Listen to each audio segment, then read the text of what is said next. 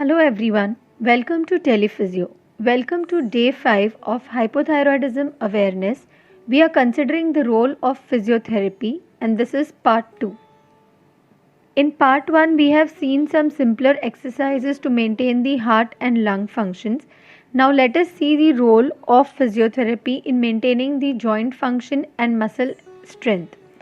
It helps in keeping the joints in good working order, helps to increase tolerance to activities, routine activities become easier, improves balance and coordination, better circulation, removes toxins, reduces anxiety and stress, improves immunity, reduces constipation, leads to better quality of sleep, makes the individual independent of walking aids like sticks or canes or wheelchair and assistance, and improves memory. So let us continue with the age group of 60 plus. They must exercise with precautions. The main aim is to avoid injuries and falls. They need to keep a check on their breathing and heart rate while doing the exercises. In case of breathlessness, sudden pain or cramps, they must stop immediately. The strength can be increased only after the body is ready for it. Do not force yourself or overexert. Strengthening will help in improving overall condition. For better immunity, concentrate on healthy diet and regular exercises. A better option is to get involved in group exercises as they are more fun and shall keep you motivated. The main concern in elderly group is with balance, where they can lose their balance which may lead to injuries or falls or fractures. So while doing the exercises, it's better to stand on a non-slippery and firm surface. Wear shoes with a good grip. This can be done to improve balance and also improve mobility of hips and knees. Keep water at hand. Take small sips between the exercises and do not overdo. The figure here shows a person standing with chair support. This can be used to maintain a balance. The following videos will give you a rough idea as to do the exercises. Now in standing position, these exercises can help you in maintaining the balance and improve your joint mobility. इस exercise में दोनों पैरों के बीच में थोड़ा सा gap छोड़ के आपको खड़े रहना है. दोनों हाथों को कमर के लेवल पे रख के एक एक करके घुटनों को ऊपर उठाना है और हाथों तक टच करने की कोशिश करनी है. ये करीब आप 30 रेपिटेशंस कर सकते हो. उसके बाद रुक जाइए.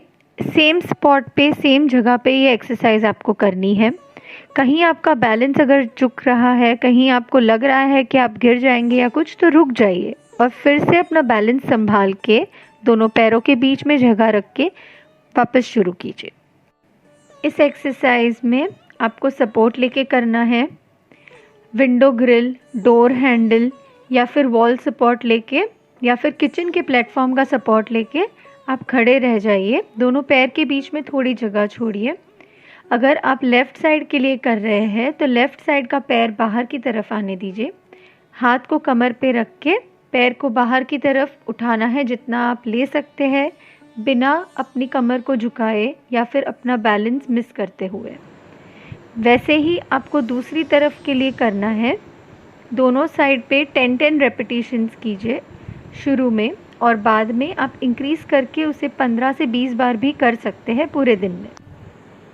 इस एक्सरसाइज में दोनों पैरों को साथ में रखिए. पैर की उंगलियों पे वज़न देते हुए आपको ऊपर आना है और नीचे फिर एड़ी को टच करना है. जितना हो सके ऊपर आप पैर को उठाइए उंगलियों पे वज़न देते हुए.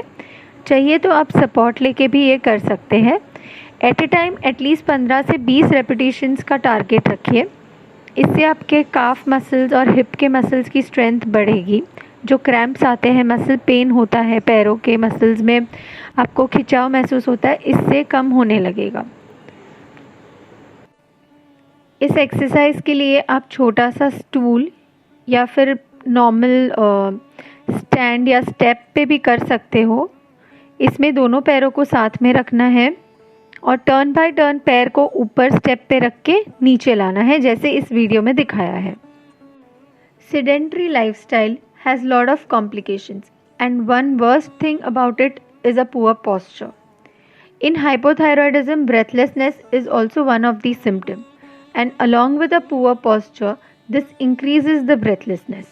Breathlessness leads to weak shoulder and neck muscles with poor forward bent posture, that is, rounding off of the shoulders inwards, which causes increased pressure on the lungs and also poor breathing pattern. Now, the figure shown here shows that you roll your shoulders inward initially and then push them backwards, bringing the shoulder blades closer. Hold this position for 5 seconds and then relax. Initially begin by doing 10 repetitions. Gradually you may increase it up to 20 repetitions throughout the day. This exercise is for your shoulder and your neck. It helps in stretching your upper spine. आपकी गर्दन और कंधे के स्नायु के लिए ये कसरत है. दोनों हाथों को सीधा रखिए और उंगलियों को बाहर की तरफ घुमाते हुए हाथ दोनों ऊपर लेके जाना है. फिर कोहनी से हाथ को नीचे मोड़ना है. आपको हाथों को बाहर फैलाना नहीं है. इसमें आपको हल्का सा खींचाव महसूस होगा गर्दन के हिस्से में. ये करीब 10 से 15 रेपिटेशंस आप कर सकते हो एंड ग्रेजुअली आप उसको बढ़ा के 20 से 25 बार भी कर सकते हो. ये एक नेक स्ट्रेचिंग एक्सरसाइज है. जब पूरा दिन आप बैठते हो, कंप्यूटर्स वगैरह पे काम करते हो, तो आपके नेक के मसल्स और शोल्डर के मसल्स काफ़ी टाइट हो जाते हैं. ये एक सिंपल सा स्ट्रेच है जिससे मसल्स रिलैक्स हो जाएंगे. हो सके तो इसको काम के दौरान भी आप बीच में हर 1 घंटे बाद करीब 2-3 सेकेंड के लिए होल्ड कर सकते हो और रिलैक्स कर सकते हो. जैसे इस वीडियो में दिखाया है, पहले आप गर्दन को एकदम रिलैक्स कीजिए, शोल्डर्स को ढीला छोड़िए और गर्दन को एक साइड पे बेंड कीजिए अपने दूसरे हाथ के सपोर्ट से. करीब 15 से 20 काउंट तक उसे वही पोजीशन में मेंटेन करके रखिए और फिर ढीला छोड़ दीजिए. दूसरी साइड भी आपको सेम तरीके से रिपीट करना है. करीब 3 रिपीटेशन से आपके मसल्स काफ़ी रिलैक्स हो जाएंगे. इन्हें पूरे दिन में आप 4 से 5 बार अपने वर्क रूटीन में भी ऐड कर सकते हो. Now the next 2 exercises are very general exercises. They are just to improve the mobility, improve your knee movements as well as your shoulder and upper spine. It helps in improving the flexibility. It would be better if you see the video and repeat after seeing it. I hope you can maintain the balance in these exercises. Do it very slowly. Make sure you are wearing shoes while doing both these exercises. So friends, I hope all the videos of exercises shared today will be useful to you all. Do implement them. Use कीजिए उन्हें घर पे. Exercise कीजिए regularly. Maintain a good diet. और कहीं आपको अगर कोई डाउट्स हो तो please feel free to mention them और ask them in the comment section. I will get back to you at the soonest.